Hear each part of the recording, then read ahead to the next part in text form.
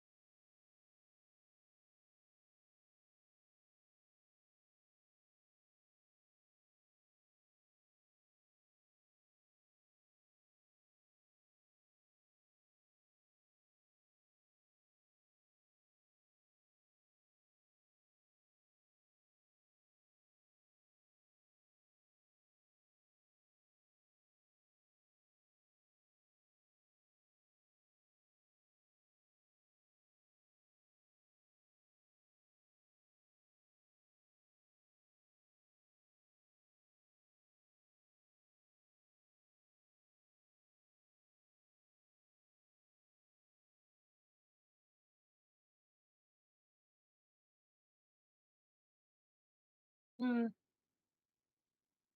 JM, you're muted. Oh, nope, we're working. Never mind.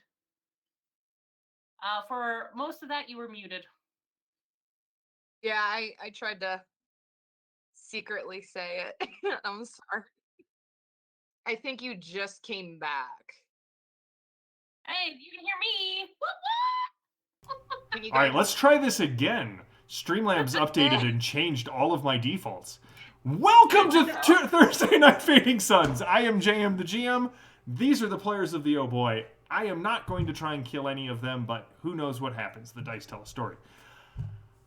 Getting into it, we are looking at, before we get started, just wanted to give some Ulisses news. You know what happened? I set it up for the 4 players, and when I switched over to the 5-player view, it didn't carry my new mic settings.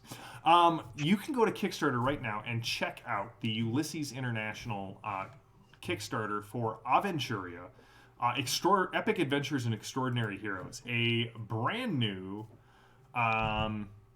expansion for the Aventuria adventure card game.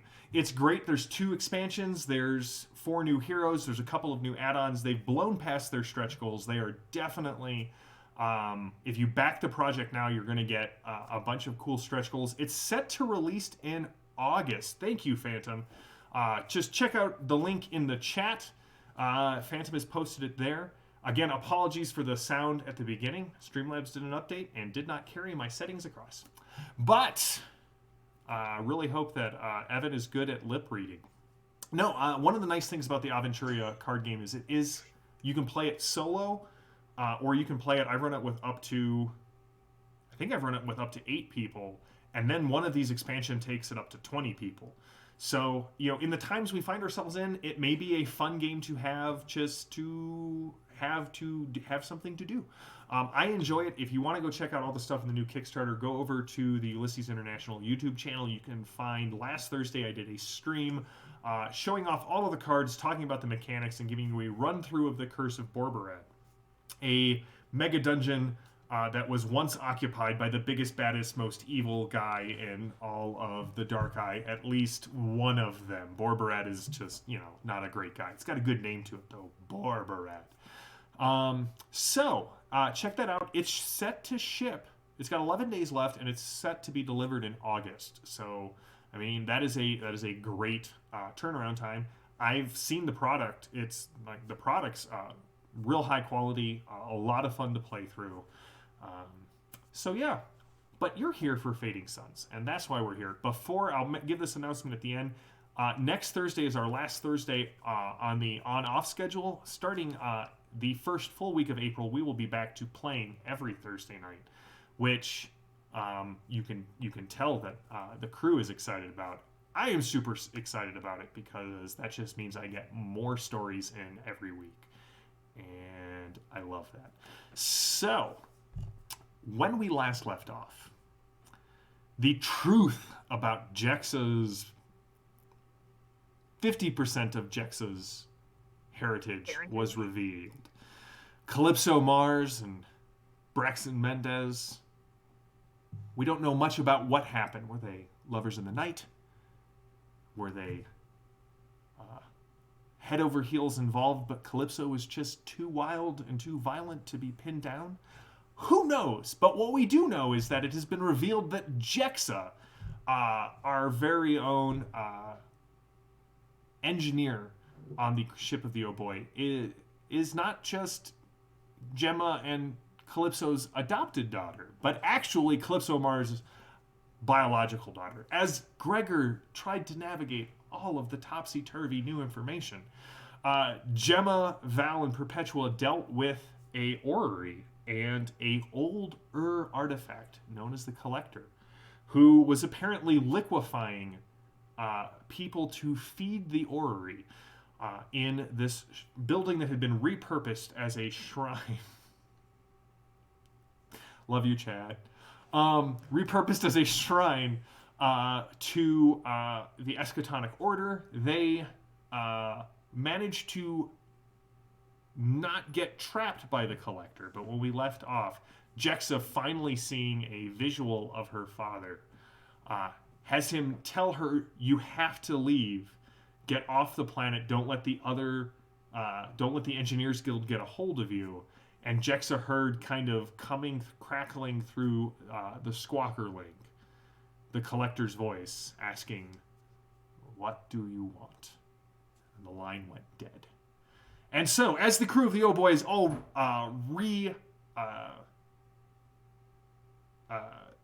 boarded the ship, that is where we're going to pick off. Jexa, you just heard the Collector's voice, and the whole comm system went dead. I spin around to see if Calypso or Gregor is here, because we need to fly now. We're leaving now. I think we're there. Okay. Yeah, we're there. Great. We're leaving. We gotta go. We gotta go save him. That thing. It's there. The Collector is with my dad. Okay, I don't know what the Collector is, but okay. Are you? I guess we can take the Oh Boy. I thought we didn't. Listen, I know this is a big day for both of us. You finding out that Calypso's your mom, and me finding out that, Calypso's your mom. But, Right, Gregor. What? No, that... Oh, no. Okay, so my dad was talking to you about... me. There... You know what? There's... Gregor just walks out of... Yes, much like Maddie. Gregor just... Calypso will You can hear from the hall. Get the ship started! But remember, we couldn't fly to Jexa's dad because there's no place to land the ship. We'll make a place to land. Time is now of the essence, and I can't stand how awkward I feel right now, so let's go.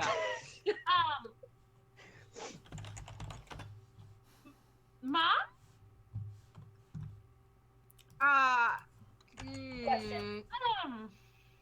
Just so Maddie understands the scene, as Gemma fades into a wall, is Jexa still stoned? Jexa, please It's been a while. Why don't you give me a vigor plus endurance roll? Hang on, let me find my low rolling dice. Let's really hope she fails this so that she has no clue what Gregor's talking about. And while that happens, Perpetua is going to pull up maps of where we are and see if we can find a place to land. All right. closer to where we need to be. Go ahead and give me a perception plus survival roll, and don't forget it is favored because of your think machine. Since I have VP stored up from last time, I'm going to use a whole lot of them to get my endurance and vigor up to 19. Okay. Taking a deep breath, you kind of smack yourself in the face a couple of times. Okay. My poor little pile is so small now. I did not get a 20. I got a 1. Okay, well, you've got to spend 8 to overcome the drugs that Gemma gave you.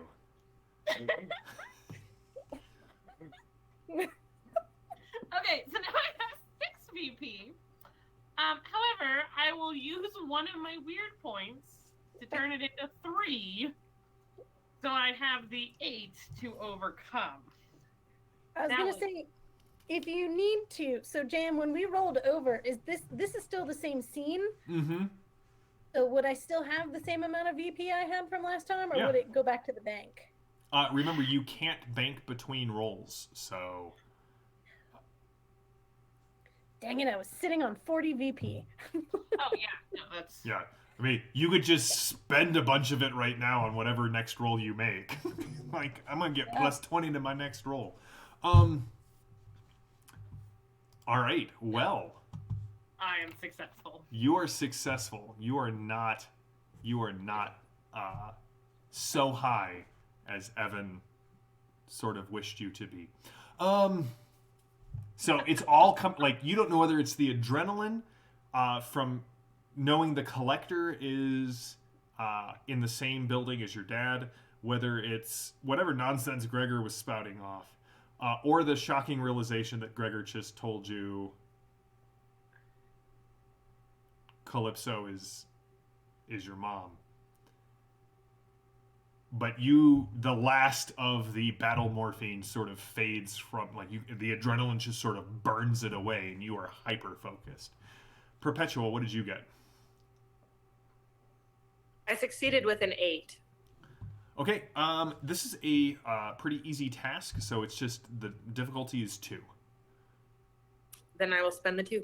All right, as you're like on the Boy's navigation panel, kind of scrolling through, you find there's 2 spots that you think the ship could land in. If you could clear it, there's a clearing that's about 60% the size of the Boy, and only about a quarter of a mile from the Ur ruins. Landing there would be difficult, but if Calypso's willing to, like, skid it in, knock over a few mailboxes with the car doors, you should be able to land it there.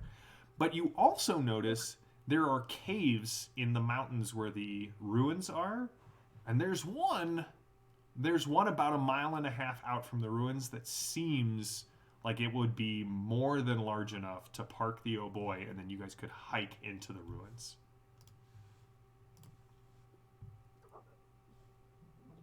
Okay. Go ahead. Sorry. No, I was just gonna say she can use her Daredevil, or whichever one we figured it out last time, to park it. I think. So, I mean, in terms of trick flying, I think that's great, but we'll be out in the open if we're, in this clearing, versus if we're in the caves. I'm not sure what we're going to discover, but possibly it will give us a little bit more of an element of surprise, or at least give us some more information that we can gather.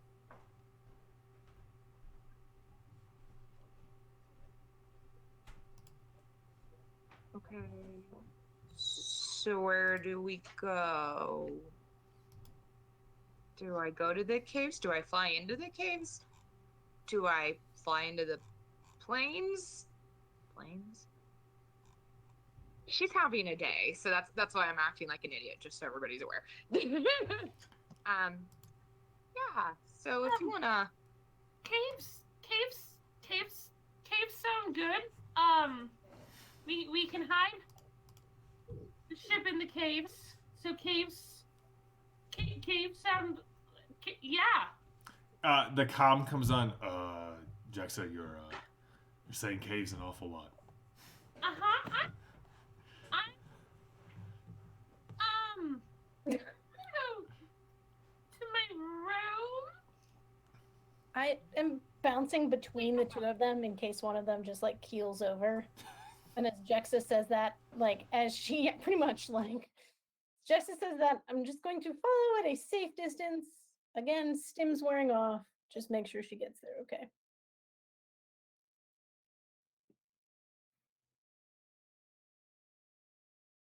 Yeah. as she leaves the room, Calypso's just gonna be like, okay, this is terribly awkward.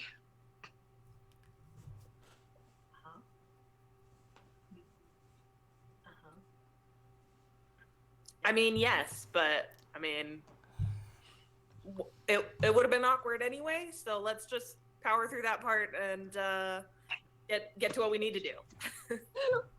Perpetua keeping up with her namesake. That's right. Just gonna keep enduring. Yeah. She's like, let's go.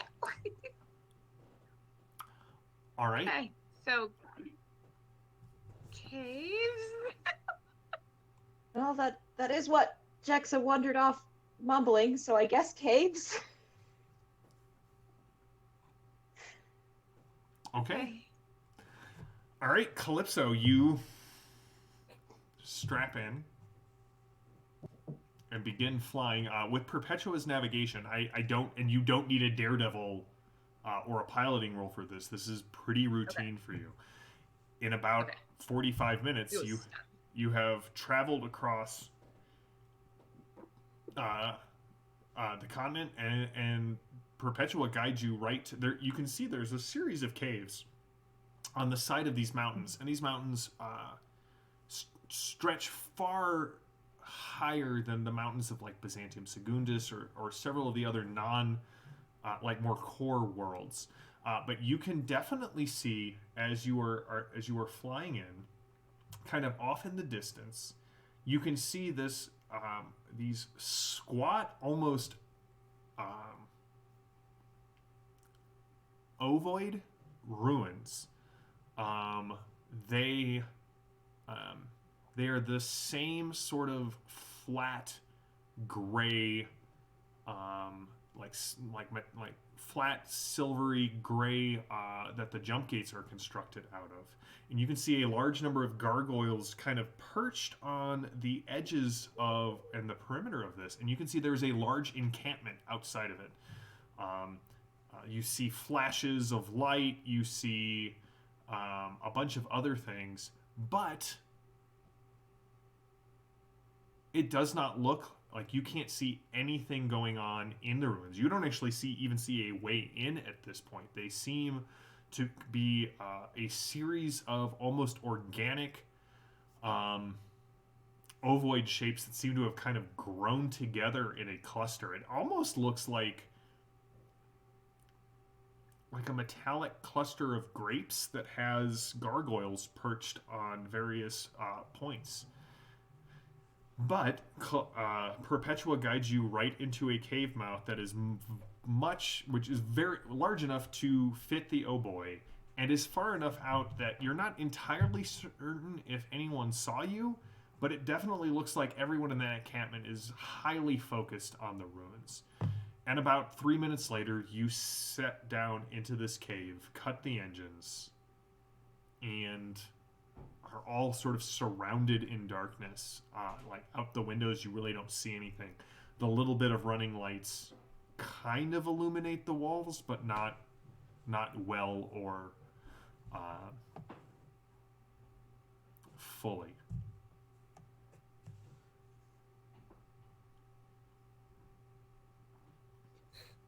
As Jexa walks back to her room, I'm just from a safe distance. How you doing? I'm good. I'm great. What? The more times you say it, the less I think you are. Uh-huh. Do you need anything? I am going to go tinker with something. Let me know when we're at the caves for my dad. Do you want us to go into the caves? Do you want us to just park near the caves? Well, isn't the boy going to be in a cave? Yes, that's what Perpetua said. Okay, great. Yes. I will let you know when we get there. Super. Uh-huh. You call me if you need anything. Water, slap in the face to kind of refocus you. You know, I've done that. So sure. Gemma. Yes. I yelled at her. You've yelled at all of us. And I told her she wasn't my mother, so she doesn't get to tell me what to do. Right.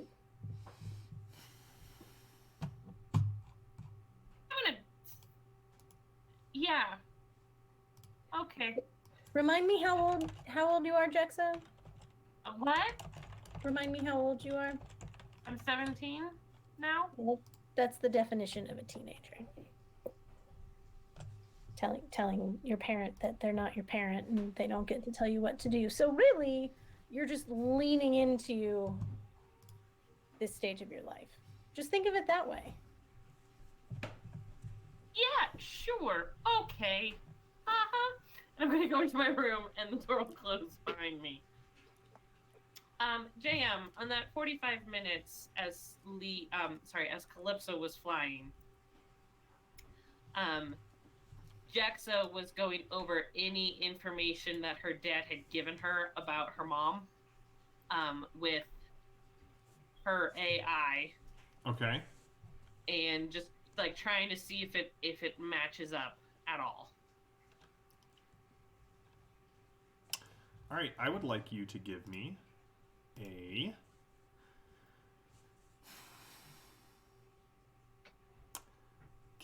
wits plus focus roll.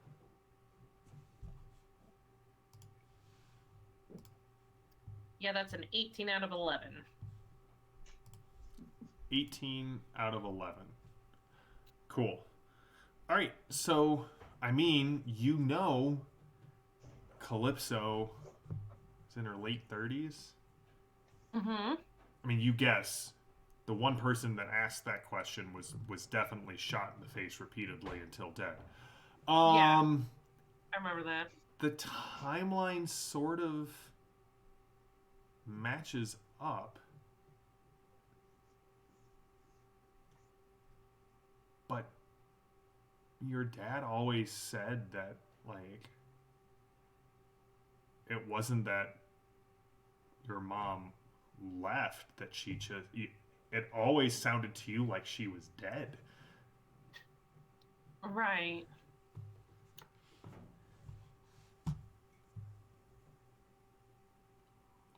Uh-huh. Okay. But as you kind of look at it, like, you start pulling in, like, data from the ship's archives and things you have collected over the years, kind of categorizing and looking at it sort of back and forth. And, man, like, it really looks like Calypso, Captain Mars, space pirate, murderer, privateer, wanted woman, hunted woman, like all of this sort of dashing, debonair pirate, mistress Purveyor of fine hats, of the wearer of ruffled shirts and spectacular hats. It looks like her career started about the time you turned 2. America's darling. Weird point for Evan.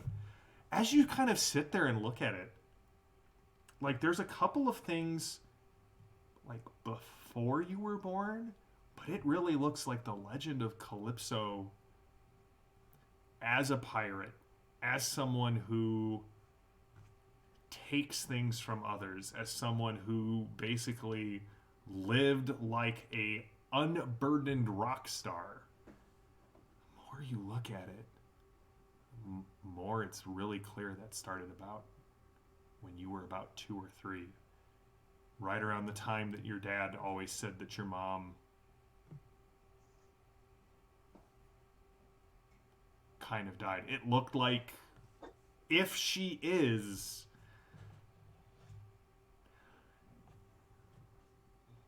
leaving you and your dad was the best thing that happened to the legend of Calypso Mars. Mm-hmm. Yeah. Okay. So she didn't want to be a part of our family. Yeah. Okay. Okay. So you hear a knock on the door. My door? Your door. Hello? Can I come in? Oh, yeah. Gregor, you can come in. So, sorry about that. Captain didn't want me to say something, but it's been a stressful day.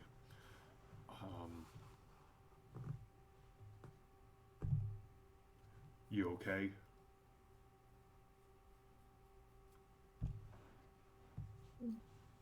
Yeah?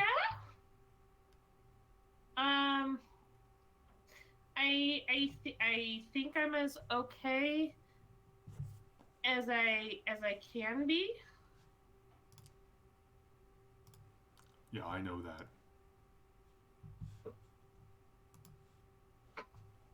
Mm-hmm. Mm-hmm. So- How are you? Oh,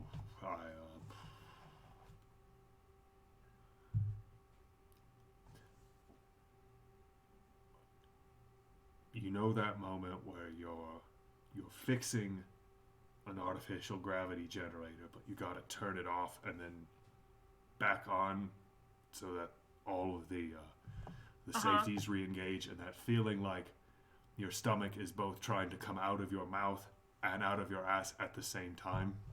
Mm-hmm. Yeah. I would rather be doing that right now. Right. Mm-hmm.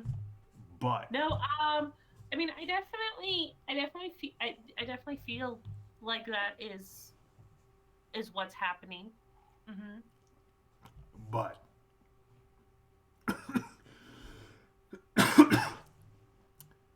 I mean, here's the thing. Anyone on this ship knows what it's like to have a mother they don't get along with. It's me. Right. Right. And here's the thing. Mm-hmm.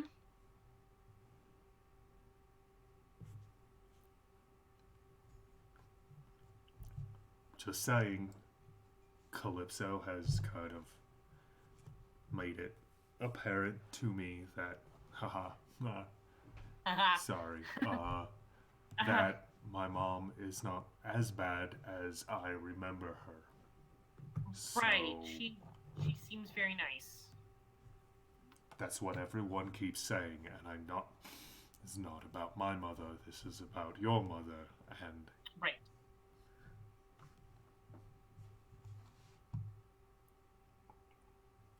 Right. Gregor has a weird point. I will not use it against you. I will only use it for Gregoring. So, Yes. you know, making a fool of himself, revealing secrets that shouldn't be revealed, or being incredibly awkward.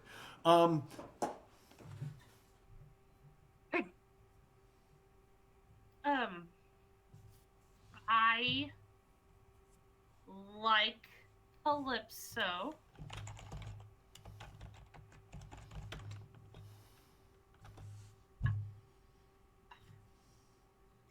I don't I don't I don't know if I like her to be my mom.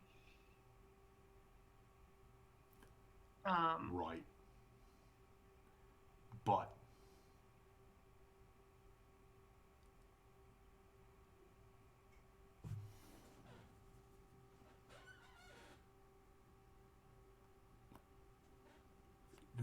Gemma's always saying to trust my gut. Mm-hmm. So you know my spanner? Yeah. I don't like it most of the time. It's heavy. It's obnoxious. It doesn't work for anything but for the things I need it to. Right. The captain is like my... No, don't tell her I said this. The captain is like my spanner, I think, in this situation. Okay. You may not like it, but it's the best tool for the job. Right. Of mom. Right. Right. Right. Right. Right. I get. Okay. Yeah. No, I get what you're saying. Just saying. Gemma. Sorry, not Gemma. Jexa kind of leans over and puts an arm around Gregor. He got. Thanks. Right. No, I mean, we all have a lot to deal with, but I think as far as first fatherly advice conversation goes, this went well. Back outside. You're going to make a great stepdad. Val, Gemma, Perpetua, Calypso, what are you doing while all of this is going on? We have our ears pressed to the door, obviously. Calypso's probably crying in the bathroom. Nope. Moved a bun, and my head is just. You look outside of the bathroom. Perpetua has one of the glasses from the mess hall. Gemma's battle buns have shifted to the left as she's pressing her ear. Val, what are you doing? I probably settled the kids in the mess hall with some food and like some tea or something, and then I'm just gonna spend the rest of the time getting my pack together with my explosives, making sure my guns are functioning, and checking that I have everything I need. Okay. But I want to settle in the kids first. They are quite grateful. And as they sit down, they attack, Orica and Marius attack the food with a relish and abandon that you recall from your days as a youth in Lemon Canaan. I also need you to give me a perception plus observe roll real quick. We'll come back to that in a second. Calypso, as you stand in the restroom, you still see just that little bit of lipstick you haven't been able to get off the mirror from that one time that you wrote the message on the mirror for the Inquisitor and then shoved his corpse down the toilet. Oh, Good times. Happier moments in your history. So what's going on in your head? Like as I mean, the ship is following the, you flew the ship there. So what's going on in my head right now? Mm-hmm. Well, I think she's kind of in panic mode. I think there's a sense of embarrassment, a sense of I want to immediately explain the situation, and a sense of if I just space everybody, I won't have to deal with it. That is hyperbolic. Right. No, I hear you. Put it in my list. So. But yeah. So you flew the ship there and you sort of retreated then into the refresher. Okay. Yeah. Yeah. Jim, I listen for a second and then feel embarrassed. Can I go look at the Yeah. spark? If Yeah, I don't if know Gemma the whole thing, leaves, just you're kinda like- leaving too. Can Perpetual and I, between my military weapon understanding and her think machine, try and discern any pattern to these flashing lights? Like, is it the site itself that has? I thought you said there were flashing lights. Yeah, at the yeah. site. No, I know exactly what you're talking about. Okay. Is it the site itself, or is it something that the encampment outside the site is doing? As you guys, you have to disembark the ship, right? See, once I find a word that I'm looking for, I just like using it over and over again. I'm like, what's the word for getting on a ship? I finally got to embark. So you exit the Oh Boy. The cave is cold, although kind of it takes a while for that chill to sink in as the Oh Boy's engines are providing enough radiant heat to sort of warm a bit of the cave. You can hear your footsteps, especially Gemma's footsteps, just kind of echoing throughout this cave. And as you kind of reach the cave mouth and look down, you can see that there is a very narrow ledge, about 3/4 of a meter wide, that kind of angles down, and after about 100 meters connects to a path that then travels down into the forest towards the ruins. But between Perpetua and Gemma, you both realize these are they are not military weapons, Gemma. You established that right off the bat. Perpetua, you've seen these before because as a member of the Order of St. Paulus, you are usually on the forefront of these explorations, and those are industrial grade mining lasers, and they are attempting to burn a hole through the outer wall of these Ur ruins as you watch. The flashes are actually where they come from the interactions between essentially the ultraviolet light interacting with some mineral. So you're not actually seeing the mining lasers fire. You're seeing sort of the coronal flash as they burn away particularly reactive particles in the structure.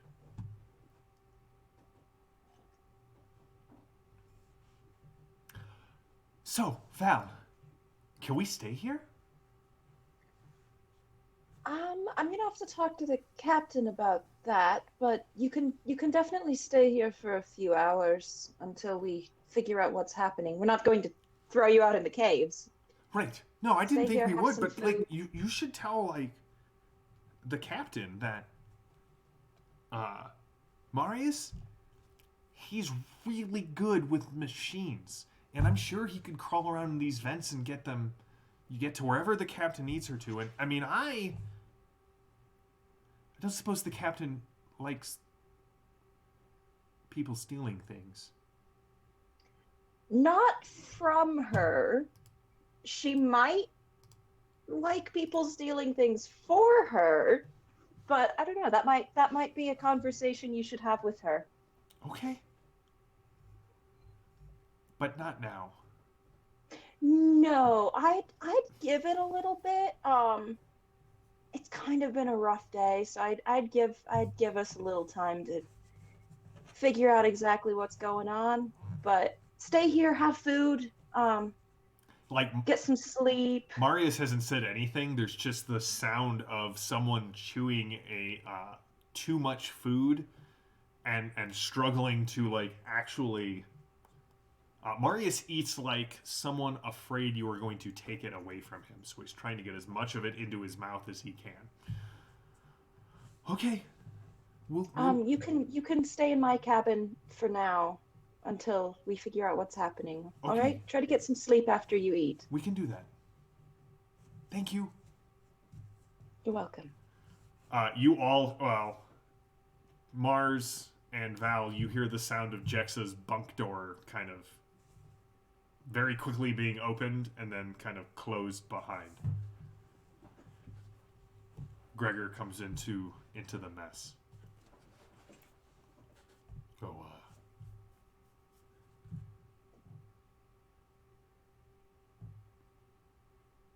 Val. Gregor. I'm gonna go check my explosives and just make sure I have everything I need. Are these ours now? To be determined. They're staying in my cabin until we can figure out what's happening. Right. In one day, Gregor goes from having 0 kids to 3. and Frank, right? And Frank. So, all right, you go. I like how everyone's scattered. What was that roll I made? Oh yeah, what did you get on that? I succeeded with an 11. All right. So, you know that locket that you carry around? Yeah, the one I always wear. Yeah. It's starting to get warm. Not hot, not uncomfortably so. But it almost feels like, you know, when you stand in front of a speaker and you can feel the bass kind of moving through you? Imagine that just like very low on the locket that you're wearing. As I'm walking off to give Calypso and Gregor a little space, I'm probably trying to find Gemma and Perpetua, catch up with them. I'm just going to take it off and look at it. So what does it look like? It's just like a little kind of oval piece of metal with kind of a crystal in the middle that's just on a chain, and she's had it since her parents gave it to her. Right. As you kind of hold it up to look at it, and you briefly see a flash from the gem, and the metal of the locket seems to ripple a little bit and then re-solidify. Has it ever done this before? Not even once. I'm gonna go try to find Gemma and Perpetua Okay. as quickly as possible at this point.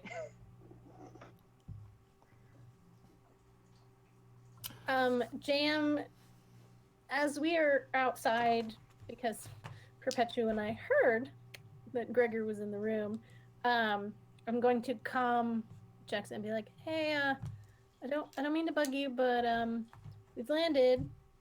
Perpetua and I are just outside trying to figure out what our next step is." Okay. See you in a minute. So, Jam, does it look like the mining lasers are getting through, or no? They're just burning off whatever's on the surface? You cannot tell from here. Okay.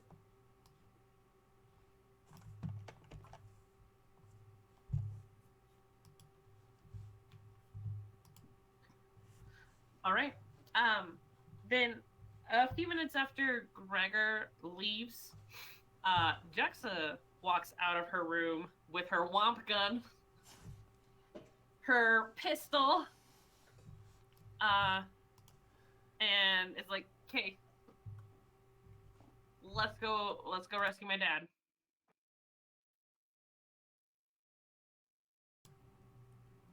Calypso, you are basically the only one kind of out there at this point, as Jexa comes out and kind of declares this to the ship.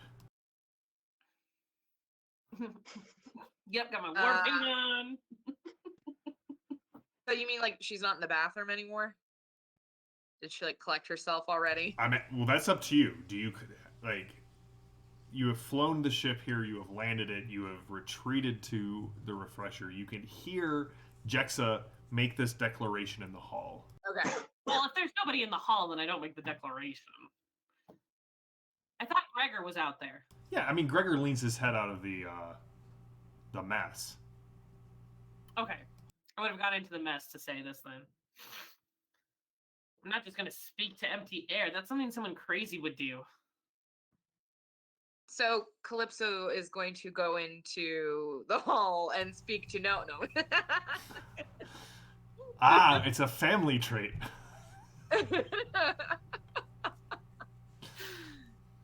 Calypso will come out of the refresher. It's just such a nicer word for bathroom or restroom, but unfortunately that's not in our world.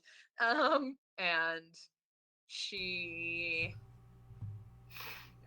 will just grab her weapons and go into the mess and be like, okay, so are we going? Yeah, we are. Let's get everybody and let's go. Okay, let's go. Do you... And in her head, she's like, save Braxton. Do you want me to go with you, Captain, or do you want me to, stay here in case you need a speedy escape? Realistically speaking, we probably should have somebody stay on the ship.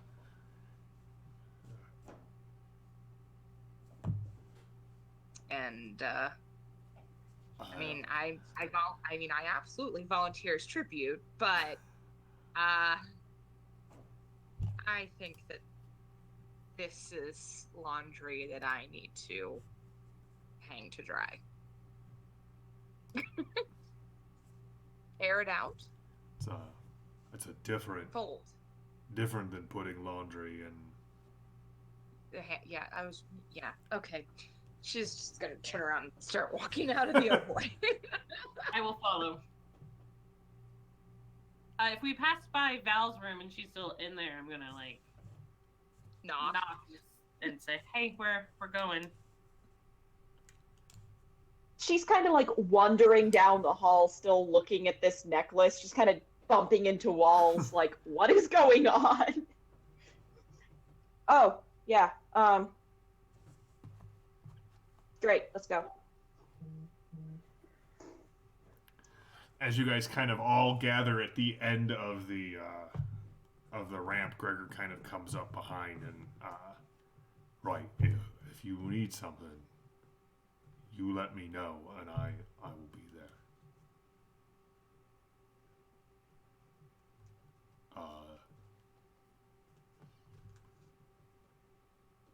Be careful.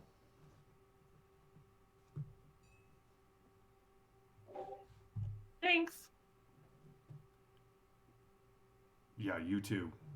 And then he kind of hits the buttons at the ramp. Mm-hmm. All right, you guys stand at the mouth of a cave, a forest, and a not insignificant force of the Engineers Guild between you and the ruins. I know he told us to get out. Did Braxton actually give any indication of where he is in the midst of all of this? No. Okay. We just know he's inside in the ruins. If we were able to contact him, would Perpetua be able to figure out a map and a route to him? Yeah, I was just wondering, probably the ruins are on my map, but I probably don't have a detailed layout. You don't. But why don't you give me a wits? Give me a wits plus interface roll. So I can't help. Can I? If this is all in her brain. Yes. Okay, so I can't help with that. All right. So I don't have interface, which is fine. Okay, because I do have. I can give you a straight wits roll, and I have stuff in my VP. But is that what I'm doing? Yeah, give me a straight wits roll. I will still allow it to be favorable, and then if you would like to spend any VP on that, you can.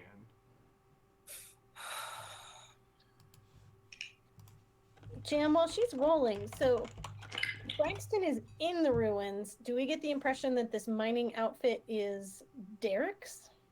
Oh yeah, definitely. Okay. Cool. So I have a wits of 5, Okay. and I spent 10 to bring it to a 15, Okay. which was a good choice because even with a favorable roll, I succeeded with a 13. Nice. All right, so you're gonna have to spend 8 of those to overcome the resistance of this roll. But based spend off 8. the communications that you have received, based off of like the sensor readings and what information you have from the Order of St. Paulus, you can pinpoint at least where he was sending the transmission from to within about 20 meters. So like right 120 feet radius. Did I do that right? Yeah. No. Oh, 60 Diameter. meter radius. Yeah, 60 meter radius. Yes. Yeah. 60 foot radius, 120 meter diameter. Yes. Very good. So I mean, do we have like a map that I can show people? Yeah, you can Or call it up. am I just gonna be like, follow me? Yeah. So I'm gonna call one up and kind of show them this is where we're aiming. All right. So, what's the plan? I think we want to avoid the large army, sneak in as much as we can, and perhaps sneak Braxton out. Okay. From this I definitely- vantage point, we're like above the army, right? Yes. Can I look for kind of the best path through or around that I think would be least likely to be noticed? Yeah, give me a wits plus stealth roll. Okay. That's what I was hoping for. This should be good. Succeed with an 11. Okay. So So I'll spend 6, I guess. all right. Yeah, you have a path that gets you into through the forest and kind of into the forest cover as quickly as possible. And actually, as you are watching this, Perpetua and Val again, you see kind of the area as you guys follow Perpetua and Val down the cliffside and into the forest. You notice certain irregularities in these ovoid shapes that you can see where they're like where the Engineers Guild is concentrating their firepower, if you will, from these mining lasers. And if that same sort of pattern that they're attacking is indicative of a door, then there might be other ways to identify other entrances into the ruins. All right, as you head down, night is falling, and the forest is eerily silent, save for the crunching of 5 pairs of boots. The crunching of 4 pairs of boots and the thumping of 2 lumbering pairs of boots. I'll let you decide who that is. I'm gonna try to be as quiet as possible. The lumbering is totally Val. Totally. That's fair. Are you traveling in silence? Are you moving through? What's going on? I feel like Leah's like, I'm not saying anything. She feels so awkward. If she could just like unzip her skin off and just run away as a skeleton, she would. I'm a GM, but I'm also a client. That's how Gregor is feeling. All right.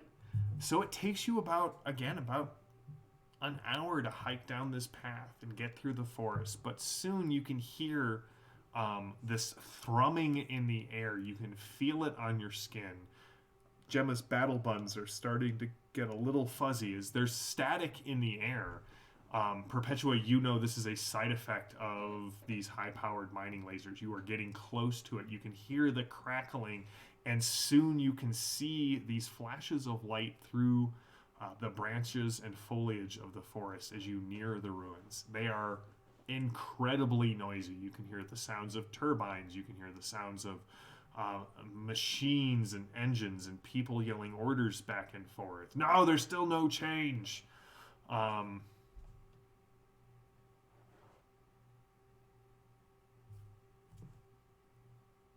What's the plan?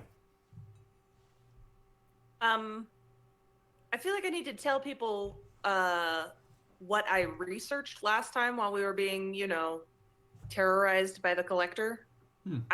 Because I am certain that I was probably mumbling it while I was hauling Jexa through various walls, but she was definitely too drugged up to remember. And so I'm going to tell them my best guesses on the collector and hope that we can come up with a plan, because I am just confident that we're going to run into it while we enter the ruins. Well, with your information, and I had kind of figured out that it was an artificial being, and you could probably code it, which means you can deactivate it. Just got to figure out where and how.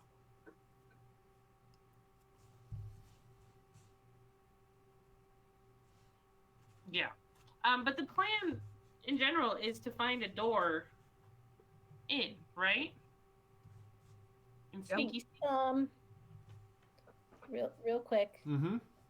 I'm going to encourage the group to reflect on their actions in the past couple days, because I remember what gargoyles did last time, and just going to remind them. Okay, so Perpetua, and I'm going to say this, well, it's really hard for me to try and walk quietly and talk quietly and share this, so imagine that as you will. So we went through this jump gate, and there were gargoyles, and those of the group who had most recently bent the truth or the law or you name it were more affected by the gargoyles than those who had not. So if these are at all similar, you might want to, think some work on the meditation practices I've been sharing with the group. I have some litanies if you would like to meditate on those as we walk. We've seen these before. They tend to not react kindly to those that color outside the lines, as it were. After Gemma says that, Jexa kind of leans over to Calypso and says, just kind of quietly, I don't know if Calypso can even hear her, but she says, I'm sorry for what I said, and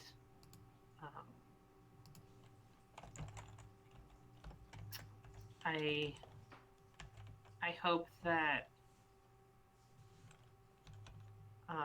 you can explain what happened. You mean why I wasn't there? Yeah. Yeah. If we survive this, which right now, considering what we're facing, is a monumental if,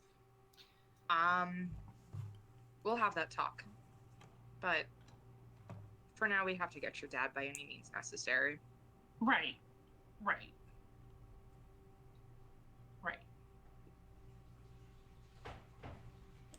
And I'm not... She's gonna, kind of look at Gemma, who just reminded the group, and she says, and I'm not sorry for anything. Everything I've done, I'm not sorry for any of it. Some you of those just kind of decisions. watch Jexa's shoulders kind of slump. She's not, but she's not done. She says, some of those decisions were the hardest and the most imperative decisions that I have ever made, and I don't regret them because they were necessary.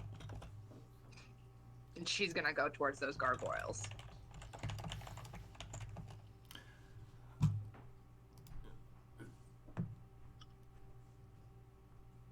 Jexa, as this all happens, that nagging suspicion that you, like, when you put everything together, just sort of bubbles back up. But Calypso is striding straight towards the gargoyles with a, bork you, do whatever you're going to do, kind of attitude. I can see it very clearly in my head. If you can, Gemma's gonna say, I'm not telling you how to live your life, but maybe I should go first because I'm wearing more armor. So if they, shoot lasers at us, I'm not trying to take away your moment. I just, well, you guys are kind human of time. heading. You're not heading towards the main entrance. You're looking for other. Correct. Mm-hmm. Gemma still wants to lead the way. Perpetua falls in line. Mostly just because, I can take a little bit more of a beating if something goes awry. I feel like Perpetua is one magnetized stick away from just kind of pushing Gemma ahead of her through whatever ruins you guys find yourself in. All right, Listen, so I learned very well from Runner what to do and when to do what I'm told. that's right. You're really good at what you do, but what you do is not shoot people or be shot at. Okay, so we have Calypso and Gemma in the lead. Perpetua very clearly falling into line behind Gemma. What about Val and Jexa? I think Val's kind of trailing a little behind. She's still got her necklace kind of in her hand and is still just kind of looking at it, trying to figure out what's going on with it, trying to figure out see if there's any kind of, the whole time we've been walking, she's kind of been looking at it, seeing if there's any writing on it she missed, any signs that it's any kind of tech. Now she's looking at it and trying to figure out what is this made out of? Why is it doing this? Can I see it? Yeah, she's where you're holding got it it? in her hand. Yeah, she's just kind of turning it over and over in her hand, just kind of staring at it as she was walking along. So I'll ask, what is it? It's a necklace my parents gave me a long time ago, and it's getting warm and it's doing weird things. Do you know what it's made out of or why it's doing this? And I'll kind of pass it over to Perpetua to look at.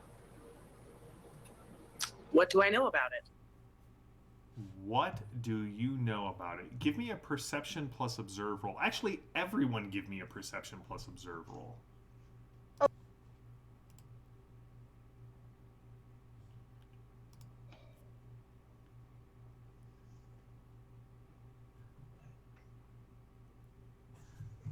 I win. You win? Yeah. Okay, so what I need from those of you who succeeded is how many victory points are you spending? This is for everything that's going on in the scene right now.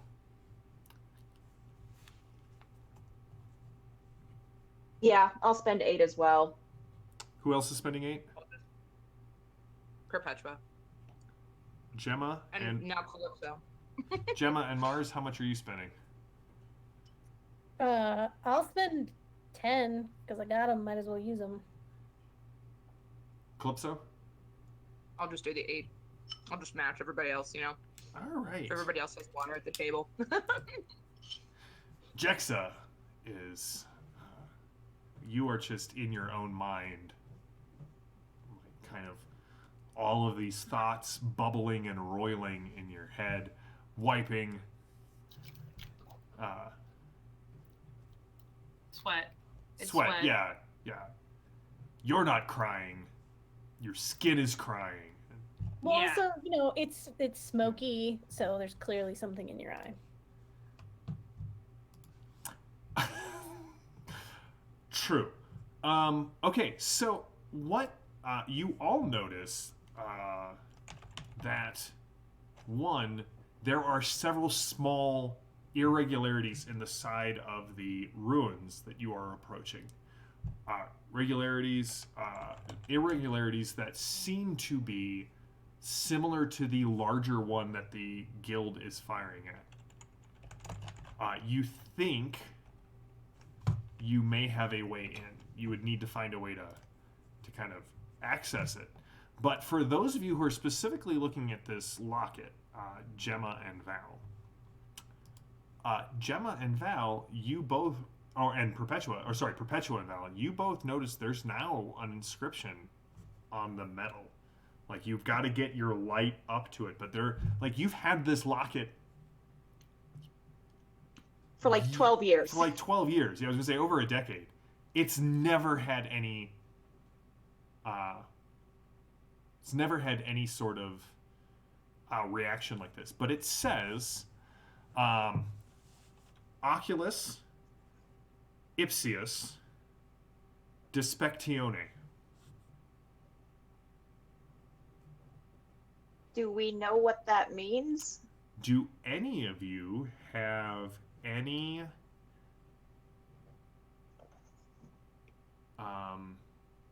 capabilities related to language?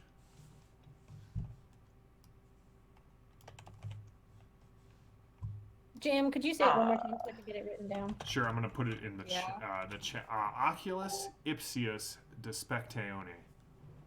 It says that I read and speak Earthish, but I suspect that's not this. No, you would need to read and speak. That's also the only thing I've got. Anyone else have read, speak, any other languages? I have known worlds lore. Nope, it would be read, speak. Speak, vagabond, and patios. Okay, so those are that's like the trade language and sort of a. I speak church. Do you speak church? I mean, I have cathedral customs, sistel batter lore. But you don't have read speak anything besides Earthish. No. All right. So with your cathedral lore, Evan, we need Father Bell. Right. Yeah, come on, Father Bell up in here. Father Bell.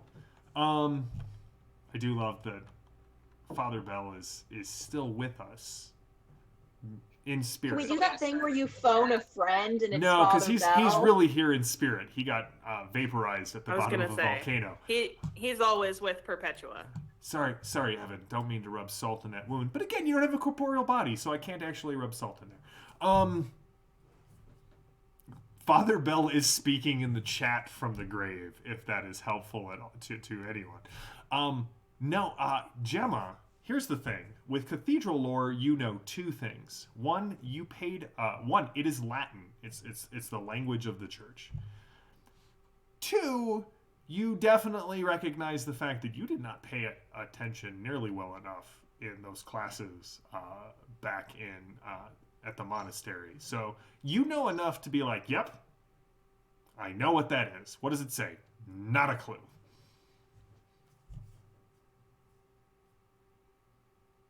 I don't suppose I could. I don't have any other read speak besides Earthish. But with my think machine,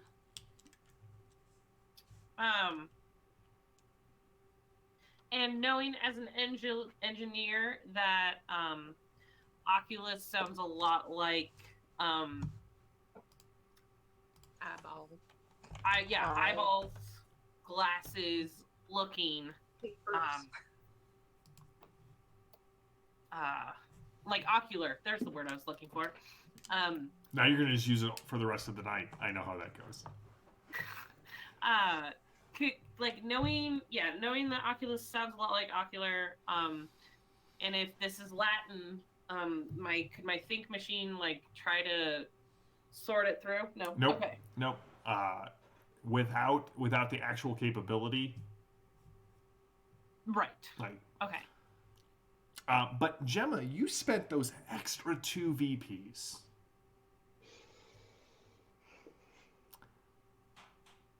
You don't know anything what the language says. You don't know what the metal is. But that crystal looks really familiar. Crystal looks a lot like the same crystal that the orbs that you carry. If I put one of the orbs near the crystal, like I don't touch, but if I put it near, does anything happen?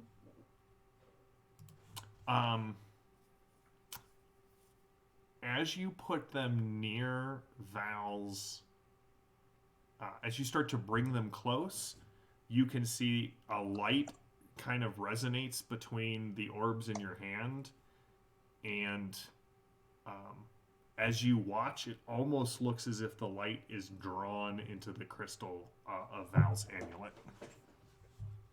Is it in any way diminishing the orbs, or is it just fueling the crystal? Does that make sense? What was the question again? Sorry. Is it any way diminishing the crystal, or does it just look like the crystals or the orbs are charging the crystal? That's what it looks like. Okay. I move it. But the orbs are starting to glow brighter and Whoa. and brighter. Yeah, I'll step in front of the light and try to like. Meanwhile, Sorry. Calypso, you get to the wall Do and give that. the double deuce to a pair of gargoyles, who Yes, stare I do. down, looming above you, but do not seem to react. There are two of those discrepancies in the almost uniformity of the ruins, kind of near you. In terms of like the guild, are they maintaining like their forces, so to speak, close to this wall, or do they keep them? They are mainly focused on the southern end of the ruins, and you guys are kind of on the northeastern end. That's where Perpetua and Val kind of took you in. Okay. So we wouldn't know how close they're standing to any of these guards. Val and Perpetua have brought you pretty far away from where the Engineers Guild actually is. Okay. I guess she's gonna start climbing the wall to some of the abnormality areas, right? To like figure out how to get through. Yeah. All right. Give me a vigor plus something climby. Yeah. Something climby. Let's Give me a see. I wanna be, like, dexterity, that athletic. dexterity or strength plus vigor. Oh, I'm definitely doing dex. Okay. All right. By the way, like as you guys are all looking at these things, you kind of look up and Calypso's gone. Like she's just. We should probably go catch up with her. Yep. I'll just I want to keep my necklace out, but just kind of wrap the chain around my wrist so I don't drop it. Okay. But still have it where I can keep an eye on it if anything changes. All right. I succeed. You succeed. All right, Calypso. This can take 4 VP to actually scale the side of these ruins, but you get up to one of these impressions or discontinuities in the wall, and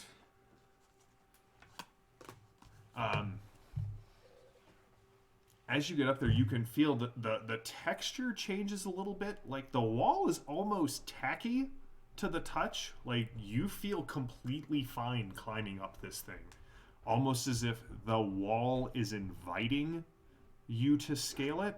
But when you get to that discontinuity, it is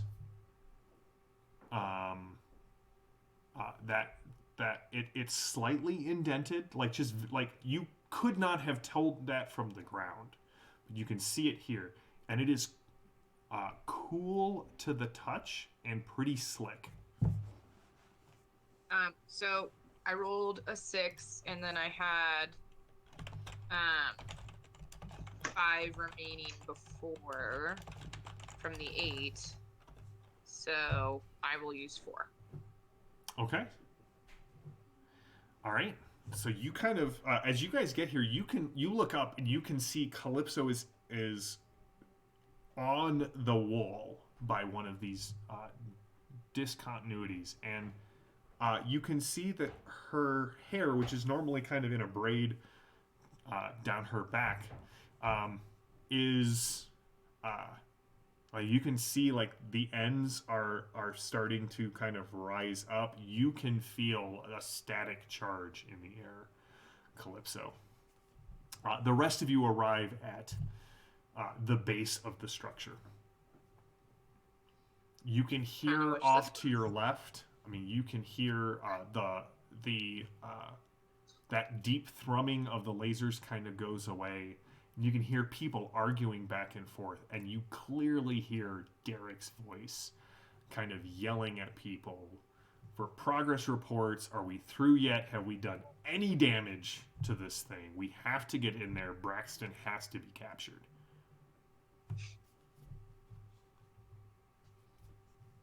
Climb. Yeah, you get all the way up there. You are in that little depression now. Oh, okay. Mm-hmm.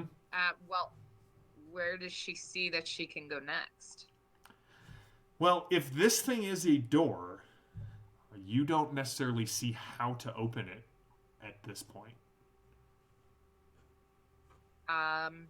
She'll string together a couple curse words, and then she'll kind of just start banging with her.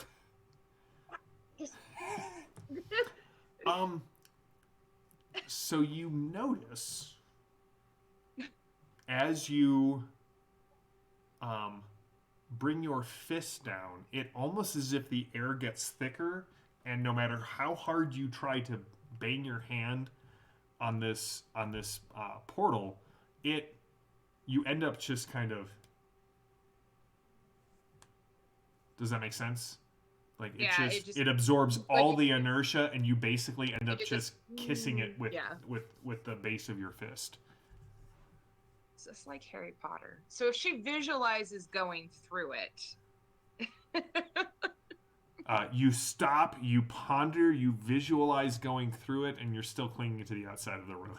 You guys don't know what Calypso's doing. She's clinging to the side of this thing. Tink. What do you guys do at the base? Jexa, I feel like this is going to be an engineering secret of some description. Yeah.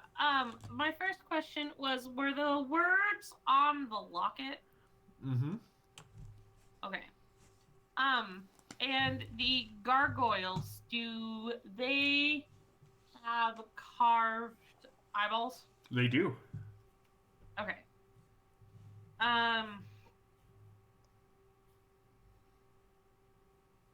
So Val's necklace isn't reacting to any of the wall. Okay. Is there anything written around the gargoyles? You would have to climb much higher than even Mars is right now to get to within, to get close enough to a gargoyle to read it. Okay. Or to see if there's anything written there. Okay.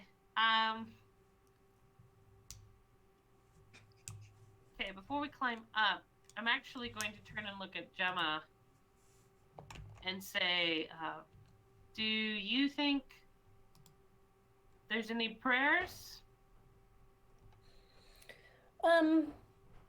Yeah, I was gonna walk up and remove whatever glove or gauntlet or whatever I have on my hand. And I have kind of the orbs tucked under my arm to dampen them, but holding them, I don't know, reluctantly just touch the wall and see what I feel, if there's any reaction, if there's anything. It definitely feels tacky. Okay. But when you pull it away, it's not like there's any residue or anything on your hand, but you really, you get the feel, when you touch the wall, you can feel as if your skin is sticking to it till you kind of peel it away. Like wet paint, kind of. Ugh. Hate that.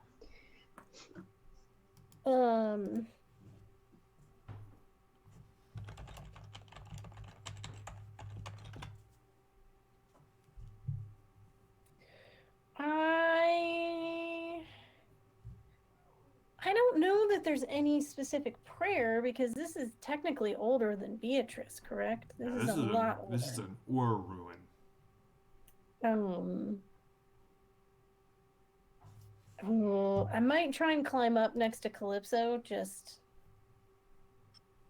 Okay. to have a body up there. I mean, the place where she's at looks like you could, basically ride Jexa's bike through it. Like it's a lot. It's not as large as obviously the one that they're assuming is the gate, but it's Okay. Um. Well, before I even start climbing Jexa, so I don't think this is a faith thing necessarily. It seems more like a tech. I know that they were more entwined during this era, but I don't know. Okay. And so where Calypso is where the door is, right? yes. Jam. Mm-hmm. And there's nothing down here that seems to indicate like a panel or doorbell. Okay.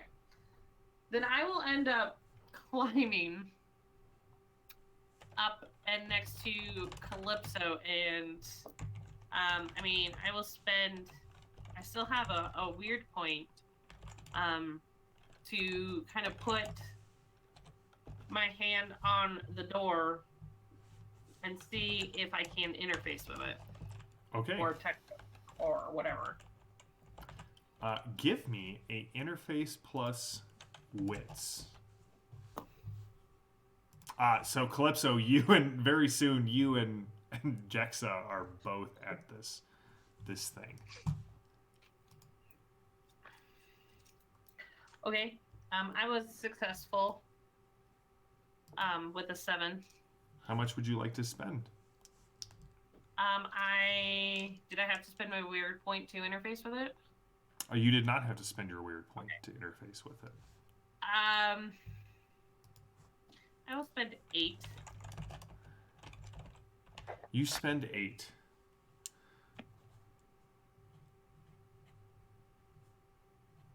All right, Jexa, it takes you about 10 minutes as you are analyzing the data coming through your hand and kind of looking at all of this with Calypso hanging right there with you.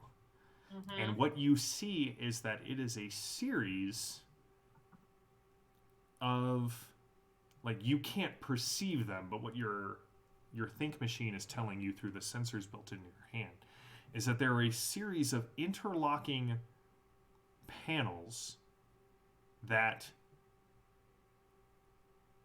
essentially reduce the force of anything coming at it and sort of shunts it into the interstitial spaces between atoms. Mm-hmm. And so blowing it up will not work. You can't force the door. Okay. However, with 8, you want to spend a weird point for a bit of inspiration? Yeah, that's all I got left. All right. Your think machine seems almost eager to aid you. And then you see it. You see it.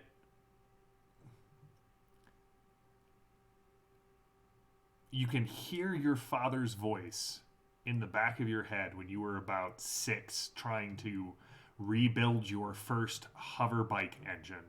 And you couldn't, no matter how hard you forced the power supply, you couldn't get it to work. And you remember him clear as day kind of coming up behind you and saying,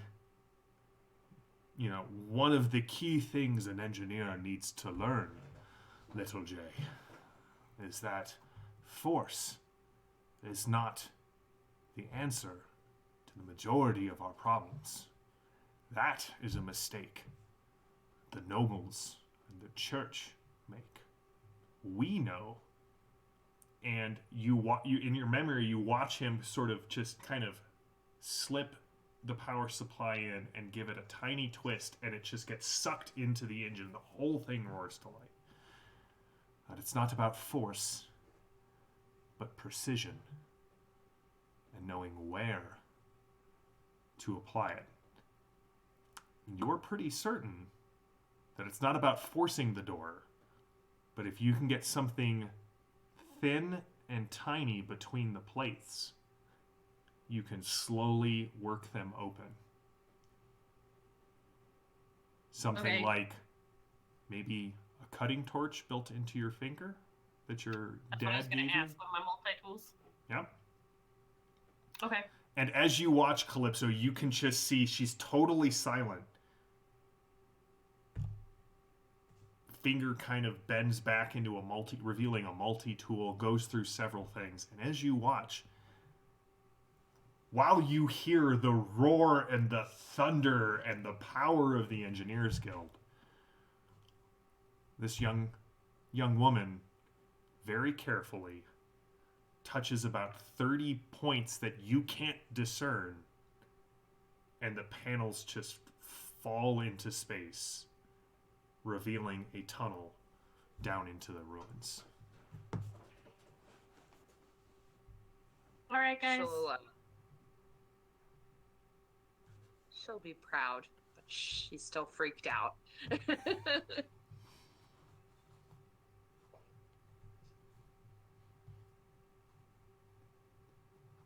So let's go. Climb up. Scramble.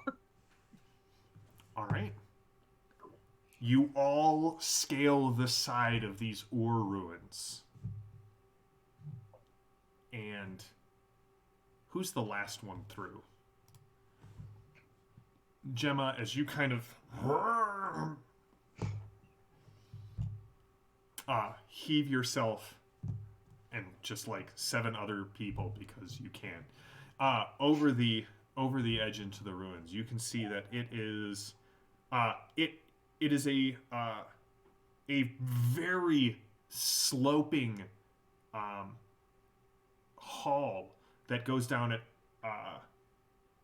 far steeper than 45 degrees. But as soon as you plant your feet, again, the floor seems to feel like you're not worried about slipping or descending down this sharp tunnel. You key the light on your armor that Jexa built for you, kind of casting the shadows of your companions down the hall in absurd shadows that just kind of stretch off 50, 60 feet. And you can hear behind you this metallic clinking noise, and as you watch, the panels slowly return to their place, and the door behind you grows smaller and smaller until it just disappears. There's a wall behind you. Calypso and Jexa in the lead. You head down into these ruins, and on the light from Jexa's armor, you see that first pool of quicksilver as it's slowly moving off at an angle from the slope of the stairs. You know the collector has been through here. And that's where we will pause for tonight. And in 2 weeks, we will return to our weekly schedule, and we will find out what is going on in the ore ruins. What is going to happen to the crew of the Oh Boy? Restar, I'm sorry. We'll get the replay up, but what does this mean for the crew of the Oh Boy? The bonds that have been formed are sort of being stretched, and they're under pressure. But I feel like you guys only made it into the ruins here because you guys did a great job working as a crew tonight, despite all of these issues that have arisen. So I'm really looking forward to 2 weeks to kind of see what happens next. ending on sort of a mysterious and somber tone tonight. I look forward to seeing you all in 2 weeks when we return to, our weekly schedule on the Ulysses International channel. Thank you to Ulysses International, one, for creating the newest edition of Fading Suns, and then allowing us to, play test and stream this. We're approaching. I think we've actually been playing this campaign, starting with Jexa and a very and Sister Alestra 3 years ago, and then Gemma and Calypso joined us, and Milan Station fell out of the sky, and we went to Ravenna. And so when we reach the 3-year anniversary, or of the game, we're gonna do a night where we just kind of talk about the whole campaign and reminisce and get Perpetua and Val's input onto what they've enjoyed about Fading Suns. But for tonight, please check out all the other great shows on the Ulysses International channel. Ulysses Worlds is a great one. It keeps you up to date on all of the cool things going on with Ulysses. Heretical Musings, if you like Fading Suns, that is the show to watch. Bill and the others take you through the creation of Fading Suns, the lore, just a ton of great background information. We also run the Torg Eternity game, the Horsemen and the B Team. B Team represent on Tuesday nights. So join us. We'll be back to the weekly schedule there as well in 2 weeks. And if you like what we do, check us out. We're the Little Dragon in the Corner. We're Iconic Production. I will be running Jackals on the Iconic Production channel on Tuesday, a Bronze Age fantasy role-playing game that I wrote, and with 3/5 of the crew of the Oh Boy. And until next time, first of all, chat as always. I love interacting with you. This is like, I love running games, obviously, but having the chat up and being able to chat with all of you is just a blast. And I believe tomorrow morning on the Ulysses International channel, our very own Mark from the Torg Eternity crew, the guy who plays Anton, and Sir Archibald Peacock, Sergeant Afoot, we'll be running Fading Suns on the Ulysses stream. So check that out if you are awake at I want to say it's like 8:30 or 9 Mountain Time. So until 2 weeks from now, until then, stay safe, stay healthy, stay gaming. I am JM, your game master. These are the crew of the Oh Boy. This is Fading Suns on the Ulysses International channel. Have a wonderful week. We will see you all soon. Bye.